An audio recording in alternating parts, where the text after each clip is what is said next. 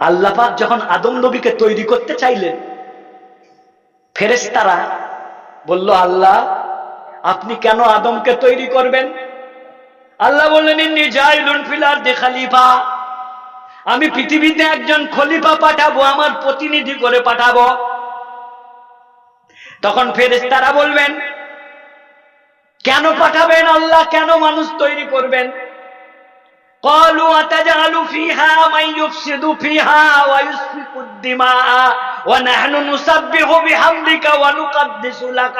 ফেরেশতারা বলল, ওগো আল্লাহ, আপনি এমন সৃষ্টি করবেন, এমন প্রাণী সৃষ্টি করবেন যারা দুনিয়াতে ফিতনা ফ্যাসাদ করবে, মারামারি কাটাকাটি খুনোখুনি করবে। মানুষ তৈরি করার আগে পৃথিবীতে আল্লাহ জিনেদেরকে পাঠিয়েছিলেন, জিনেরা পৃথিবীতে খুনোখুনি মারামারি করেছিল, আল্লাহ ফেরেশতা দিয়ে তাদের ধ্বংস করে দিয়েছিলেন। আতাজালু ফিহা, তুমি পৃথিবীতে আল্লাহ এমন কাউকে পাঠাবে, মাইয়ুফসিদু ফিহা, যারা পৃথিবীতে অরাজকতা করবে, ফিতনা ফ্যাসাদ মারামারি খুনোখুনি করবে, ওয়ায়ুসফিকুদ দিমা, তারা রক্ত ঝরাবে, পাপাচার করবে। ওয়া নাহনু নুসাব্বিহু বিহামদিকা ওয়া নুকাদ্দিসু লাকা, আমরা ফেরেশতা নূরের সৃষ্টি, আমরা সর্বদাই আপনার নামাজ রোজা করব, তাসবিহ পড়ব, পবিত্রতা বর্ণনা করব। আল্লাহ আমরা কি ইবাদতে ঘাটতি করেছি, আবার তুমি আদমকে তৈরি করবে? আল্লাহ আমরা বেদম নামাজ পড়ব, বেদম তাসবিহ পড়ব, আমরা ফেরেশতা, আমরা মদ খাই না, আমরা চুরি করি না, আমরা ডাকাতি করি না, আমরা মেয়ে ছেলে দেখি না, যে আমরা মেয়ে ছেলে দেখি না, আমরা চোখ টিপি না, আমাদের কোনো পাপ নাই, আমরা শুধু সুবহানাল্লাহ পড়বো, শুধু সুবহানাল্লাহ পড়বো। আল্লাহ তুমি কেন আবার আদমকে তৈরি করবে? আল্লাহ বললেন, ইন্নী আ'লামু মা লা তা'লামুন, ওগো আমার ফেরেশতারা, আমি যা জানি তোমরা তা জানো না। আমি আদমকে কেন সৃষ্টি করব, তার পিছনে কি আমার উদ্দেশ্য আছে, কি কার্যকারণ আছে, আমি আল্লাহ ছাড়া তোমরা জানো না। আল্লাহ তৈরি করলেন। বহুত দিন পরে যখন মানুষের আমল আল্লাহর দরবারে পেশ হয়, তো সাদু ইলাইহিল কালিমুত তাইয়্যিব, ভালো আমলও উঠানো হয়। আপনারা বুখারী শরীফের একটা হাদিস শুনেছেন, ফেরেশতারা দুটো টিম করে সারাদিন পৃথিবীতে ডিউটি করতে আসে, একদল সকালে, একদল সন্ধ্যায়। সকালবেলা যারা আছে তারা সারাদিন মানুষের আমল টামল দেখে, সন্ধ্যেবেলা ফিরে যায়। সন্ধ্যেবেলা ফিরে যে আল্লাহ পাক জিজ্ঞেস করেন, কোত্থেকে আসছো? তারা বলে, আল্লাহ মহেশপুরের খানডাঙ্গা থেকে আসছি। বলে, আমার বান্দাদেরকে কি হালতে দেখে এলে, কি অবস্থায় দেখে এলে?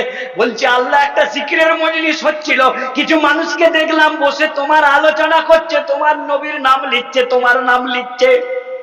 বলছে, আর কি করছে? বলছে, আল্লাহ তারা হাত তুলে চোখের পানি পেয়ে জান্নাত চাইছে। আল্লাহ সব জানেন, বলবেন ওরা কি জান্নাত দেখেছে? বলবে, আল্লাহ জান্নাত দেখেনি, কিন্তু তোমার কোরআনে জান্নাতের বর্ণনা পড়েছে, তোমার নবীর হাদিসে জান্নাতের বর্ণনা পড়েছে, তাই তারা জান্নাত চোখের পানি ফেলে চাইছে। আল্লাহ বলবেন, আমার ফেরেশতারা তোমরা সাক্ষী থাকো, ওদের সবাইকে আমি জান্নাত দান করলাম।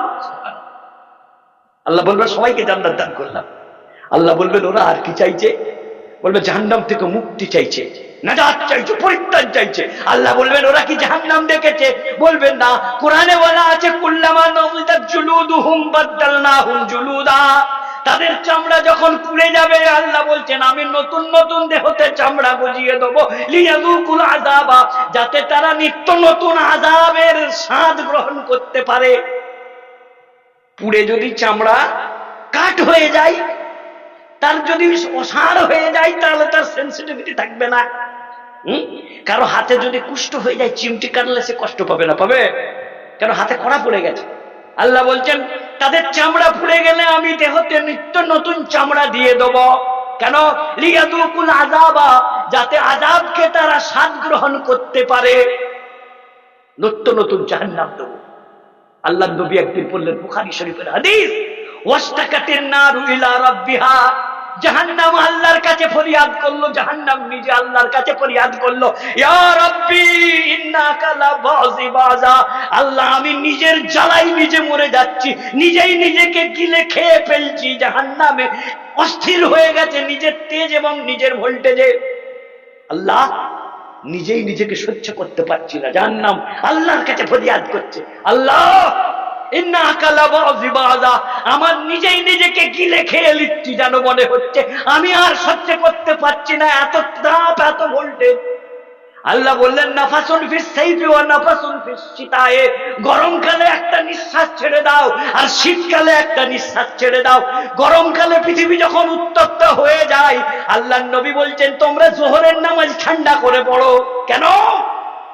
ফাইন্না শিদ্দাতাল হাররি মিন ফাইহি জাহান্নামা, যখন প্রচুর গরম হয় তখন জাহান্নামের হাবিয়া দোজখ এবং আগুনওয়ালা দোজখগুলো নিঃশ্বাস ছেড়ে দেয় নিজের ভাব কমানোর জন্য। আর শীতকালে কি করে? জাহান্নাম কটা? 8টা। জান্নাত 8টা, জাহান্নাম 7টা। জাহান্নাম 7টা। একটা জাহান্নাম হলো জামহারির। জামহারির বরফের শাস্তি দেওয়া হচ্ছে। সব জায়গায় আল্লাহ তাওয়াই ভাজবেন না, জাহান্নামীদেরকে তাওয়াই কাবাব বানাবেন না, মুরগির মতো রোস্ট করবেন না, কাবাবের মতন পুরো ঝুলিয়ে দেবেন না উনুনের উপরে। কি করবেন? পুলিশরা কি করে জানেন? যারা বড় বড় চোর ডাকাত কথা বলছে না, তাদেরকে নিয়ে যে না বরফের চায়ের উপরে শুইয়ে তাদেরকে দড়িয়ে দেবে, দেবে পেটা কতক্ষণ চুপ থাকবে, আগুনের চেয়ে যন্ত্রণা বেশি, মনে হবে হৃদের স্পন্দন, হাতটা বন্ধ হয়ে যাবে এক্ষুনি। একটা ব্যাংকে যদি আপনি কয়েক ঘন্টা ডিপ ফ্রিজে একটা কৌটোর ভেতরে, কাঁচের ভেতরে ভরে রেখে দেন, কয়েক ঘন্টা পরে দেখবেন তার হৃদয়টা জমে রক্ত বরফ হয়ে যায়, মরে যাবে। বলবে না? বলবে না? মরে যাবে। কেন? রক্ত তাপ না পেলে পর আছে, রক্তটা চলবে না। রক্ত না চললে হৃদ স্পন্দন, হাতটা অচল হয়ে গেল, হাতটা অচল হয়ে গেলে মানুষটা মরে গেল। আল্লাহ পাক জাহান্নামের একটা অংশ রেখেছেন যেখানে তাওয়াই ভাজা হবে না, কি হবে? 3 ডিগ্রি দেওয়া হবে, বরফ দেওয়া হবে, আইসক্রিম দেওয়া হবে। পুলিশরা দেয়, পুলিশরা আইসক্রিম দেয়। ওটা পুলিশদেরকে জিজ্ঞেস করবে 3 ডিগ্রি কাকে বলে, যে পুলিশরা জানে। ঠান্ডা দিয়ে আযাব দেবে। ওই জামহারিরকে আল্লাহ শীতকালে বলে তুমি নিঃশ্বাস ছেড়ে দাও একটা, তাহলে শীতকালে আছে জাহান্নামের একটা অংশের হাওয়া, আর গরমকালে আছে জাহান্নামের একটা অংশের হাওয়া। এমন জাহান্নাম, আল্লাহ বলবেন জাহান্নামের কথা ওরা কি করে জানলো? ফেরেশতারা বলবেন হাদিসে আছে জাহান্নাম এত ভয়ঙ্কর, নিজেই নিজের জ্বালাই জ্বলে পড়ছে, তাই জাহান্নাম থেকে তারা মুক্তি চাইছে। আল্লাহ বলবেন ওখানে যারা জাহান্নাম থেকে নাজাতের জন্য হাত তুলেছে, আমি সবাইকে জাহান্নাম থেকে মুক্তির পরোয়ানা দিলাম। 2 ধরনের ফেরেশতা 2 টাইম ডিউটি করতে আসে, আল্লাহর কাছে আমল নিয়ে যায়। আজকে বান্দারা এই করলো, এই করলো। যখন বান্দাদের খারাপ কাজগুলো আল্লাহর দরবারে পেশ হবে, খারাপ কাজগুলো আল্লাহর দরবারে পেশ হবে, ফেরেশতারা এতদিনে মুখ খুলবে। আল্লাহ আপনাকে বলেছিলাম আদমকে তৈরি করবেন না, আদমের বেটা দিকে তৈরি করবেন না, পৃথিবীতে মানুষ পাঠালে এরা পাপ করবে না, গোনা করবে। আল্লাহ আপনি নিজের ইচ্ছায় তৈরি করলেন, দেখুন এরা একটা তো পাপ করেছে। তার মানে আল্লাহর কাছে লজিক খাড়া করছে, যুক্তি খাড়া করছে। আমরাই ঠিক বলেই লোক, আমরাই ঠিক বলেই লোক। আমরা ফেরেশতারা দেখুন কেউ গুনাহ করি না, আমরা কেউ পাপ করি না, আমরা সবাই তাসবিহ পড়ি, সবাই নামাজ পড়ি। আল্লাহ পাক বললেন এই ফেরেশতারা, মানুষকে আমি এমন প্রবৃত্তি দিয়েছি, মানুষকে আমি এমন কামনা বাসনা দিয়েছি, তোমরা ফেরেশতারা নূরের তৈরি, তোমাদের যৌনাচার নাই, তোমাদের সেক্স লাইফ নাই, তাই তোমরা গুনাহ করনি। যদি মানুষের মতন তোমাদেরও যৌন জীবন দেওয়া হতো, যদি তোমাদের মানুষের মতন কামনা বাসনা দেওয়া হতো, তোমরাও জেনা করতে, তোমরাও মুখের খাবারের দরকার পড়লে তোমরাও চুরি করতে, তোমরাও পাপাচার করতে। বলছেন না আল্লাহ আমরা করতে নেই, আমরা আপনার কখনো নাফরমানি করি? আল্লাহ বলছেন সবচেয়ে সুফি সাহেব দুটো ফেরেশতাকে বেছে নিয়েছো, সবচেয়ে সুফি সাহেব মানে বুজুর্গ ফেরেশতাকে বেছে নিয়েছো। একজন ফেরেশতার নাম ছিল হারুত আর একজনের নাম ছিল মারুত। হারুত আর মারুত তারা সবচেয়ে দামি ফেরেশতা ছিল, নামাজি মুসল্লি। আল্লাহর কাছে নিয়ে এলো। আল্লাহ বললেন যাও, তোমাদেরকে ফেরেশতা হওয়ার সাথে সাথে ফেরেশতার যে গুণগুলো বের করে নিলাম, আর মানুষের যে গুণ, মানবীয় যে চরিত্র, সেই চরিত্র দান করলাম। তোমাদের সকাল সন্ধ্যে খিদা লাগবে, পেশাব পায়খানা লাগবে, ফেরেশতাদের লাগে না, তোমাদের লাগবে, খিদে লাগবে। এমনকি মানুষের যেমন গা ধুতে হয়, খাবার খেতে হয়, হ্যাঁ, বিবিরও প্রয়োজন হয়, প্রজননেরও প্রয়োজন হয়, যে ফেরেশতাদের লাগে না, তোমাদের তাও লাগবে। তাদেরকে আল্লাহ পাঠিয়ে দিলেন। কোরআনে আল্লাহ প্রথম পারা সূরা বাকারায় বলছেন, ওমা উনজিলা আলাল মালাকাইনি বিবাবিলা হারুতা ওয়া মারুতা। হারুত এবং মারুত ফেরেশতার কাছে আমি যা পাঠিয়েছিলাম, তারা পৃথিবীতে এলো, বাগদাদ ইরাকে এসে একটা শহরের কাজী করে আল্লাহ পাঠালেন তাদেরকে বিচারক। কি করে পাঠালেন? বিচারক। আল্লাহ বললেন ন্যায় বিচার করবে তোমরা, দলাদলি দেখবে না, আমার দলের লোক আমার বুথের লোক, আমার খায়েদের লোক আমার শেখেদের লোক দেখবে না, যার পক্ষে দলিল থাকবে, যার পক্ষে সাক্ষী থাকবে, ন্যায় বিচার করবে তোমরা। ফেরেশতাদেরকে বলে পাঠালেন। আর কি করবে না? মদ খাবে না, আল্লাহ ছাড়া কাউকে সিজদা করবে না, শুয়োর খাবে না, এগুলো সব হারাম, সব বলে পাঠিয়ে দিলেন। বুঝলেন? তারা বিচার করছে বিচার করছে। একদিন একটা পরমা সুন্দরী মেয়ে এলো, যার নাম জোহরা, যার নাম জোহরা এলো। এই ফেরেশতা দুজন তো তখন আর ফেরেশতা নেই, তখন তো তারা একজন জওয়ান যুবক, হাট্টা কাট্টা যুবক। আর জোহরা এত সুন্দরী ছিল, এত সুন্দরী ছিল, ফেরেশতা দুজনের মাথা ঘুরে গেল। বলছে কি বিচার লিয়েছে বলো? বলছে আমার স্বামীর সঙ্গে আমার গোলমাল হচ্ছে, স্বামীর বিরুদ্ধে বিচার দিতে হবে। বলছে কি বিচার চাই? বলছে আমার স্বামীর সম্পত্তির সব ভাগ আমার চাই, আমার স্বামীকে মৃত্যুদণ্ড দিতে হবে।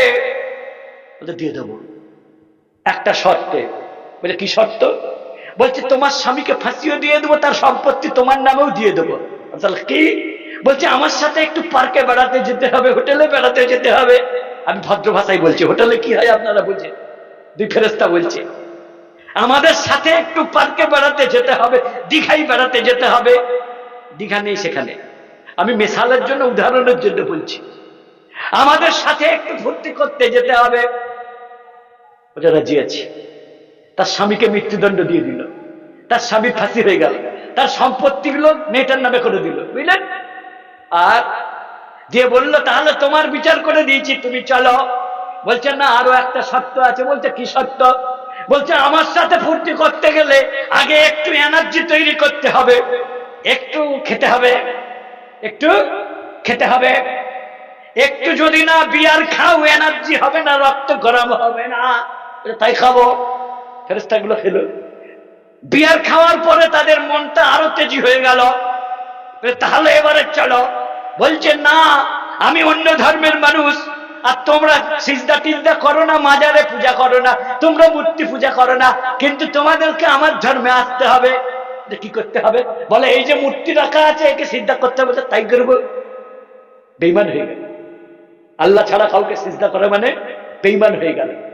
বেঈমান হওয়ার পরে যেই জানা আল্লাহ ছাড়া কাউকে সিজদা করলো, অমনি তাদের কাছে আল্লাহ পাক একটি দোয়া দিয়ে পাঠিয়েছিলেন। সেই দোয়াটার নাম হলো ইসমুল আজম, আল্লাহর মহান নাম। যেই নামের ওসিলা দিয়ে তারা আসমানে উড়ে যেত, রাতের অন্ধকারে আকাশে চলে যেত, আবার সকালে ওই নামের ওসিলা দিয়ে পৃথিবীতে নেমে আসতো, বিচার কার্য করত। যেই তারা মদ খেয়ে নিল, কবরকে সিজদা করে নিল, মূর্তিকে সিজদা করে নিল, তারা মনে হলো আমরা যেন ঈমান হারা হয়ে গেছি, আর চলার ক্ষমতা নেই, চলছে চলতে পারছে না। আর মেয়েটা ইসমে আজমটা শিখে নিল। বলছে তোমাদেরকে আমি দেহদান করতে পারি, তোমরা যেই মন্ত্র পড়ে আকাশ থেকে নেমে আসো, আকাশে উড়ে চলে যাও সন্ধ্যা হলে, সেই দোয়াটা শিখিয়ে দাও। সেই দোয়াটা আল্লাহর মহান নাম ইসমে আজম শিখিয়ে দাও। যেই ইসমে আজম শিখিয়ে দিয়েছে, মেয়েটা ফুট করে আকাশে উড়ে পালিয়ে গেল। এর হাত কামড়াতে রইল, ইমানও গেল, ধনও গেল, মেয়েও গেল। যে মেয়েও গেল। সেই মেয়েটা আর পৃথিবীতে কোনোদিন ফিরে আসেনি। হাদিসের ব্যাখ্যাকাররা বলছেন একটা উপগ্রহ করে আল্লাহ পাক, জোহরা নামক যে উপগ্রহ রয়েছে, সেই উপগ্রহ আল্লাহ তাকে একটা পাথর বানিয়ে দিয়ে রেখে দিয়েছে। ওই ফেরেশতা দুজনের কাছে অন্য ফেরেশতারা এলো, কি করলি? আল্লাহ তোদেরকে সবচেয়ে ভালো ফেরেশতা বলে বাছাই করে পৃথিবীতে পরীক্ষার জন্য পাঠালো। বলছে আমাদের দোষ নাই। বলছে কেন? বলছে আল্লাহ আমাদেরকে মানুষ করে পাঠিয়েছিল, আর মানুষের মধ্যে কামনা আছে, বাসনা আছে, খিদে আছে, পেচ্ছাব আছে, পায়খানা আছে। আমরা কেন? তোরাও যদি মানুষ হই, তোরাও পাপ করবি, তোরাও পাপ করবি। বললো পাপ তো করেছিস, বাঁচবি কি করে? তারা এবারে প্রচুর কাঁদতে রইল। তারা মূলত তো ফেরেশতা, প্রচুর কাঁদছে আল্লাহর কাছে। আল্লাহ বললেন, এই ফেরেশতারা ওদেরকে অপশন দাও, হাসরে কিয়ামতে বিচার হবে না দুনিয়ায় বিচার হবে? যদি দুনিয়াতে বিচার নেয় তাহলে ওদেরকে আমরা ইরাকের একটা কুয়াতে, ব্যাবিলনের একটা কুয়াতে নিচের দিয়ে পা করে দড়ি দিয়ে ঝুলিয়ে দেবো, আর নিচের ইন্দারা থেকে আগুনের হলাকা সলাকা উঠবে, ওদেরকে কাবাব শাকা হবে কিয়ামত পর্যন্ত, জাহান্নামে দেওয়া হবে না।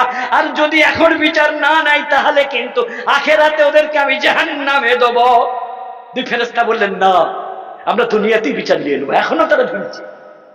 ওয়াকিআটা, ঘটনাটা তাফসীরে জালালাইন কিতাবে লেখার পরে লিখেছেন হাফিজ ইবনে হাজার রাহিমাহুল্লাহ এবং ইমাম আহমদ ইবনে হাম্বল রাহিমাহুল্লাহ, পৃথিবীর 4 জন বড় ইমামের মধ্যে একজন, সবচেয়ে বয়সে ছোট ছিলেন আহমদ ইবনে হাম্বল। তার মুসনাদে ইমাম আহমদ ইবনে হাম্বল কিতাবে নকল করেছেন বিভিন্ন সনদ এবং সূত্র দিয়ে। ইবনে হাজার বলছেন, হাদিসটা বলা চলবে সহিহ হাদিস, হাদিসটা বলা চলবে সহিহ হাদিস। অনেক আলেম এটাকে গড়পড়টা বলে দেয় যে না, এটা বানানো গল্প। আমি কিন্তু কোন হাদিসকে, কোন ঘটনাকে বানানো বলার আগে তাকে 10 বার ভেরিফাই করি, এটা বানানো নাকি এর কোনো একটা সোর্স আছে। যদি সোর্স থাকে তা বলি, না হলে আমি বলি না।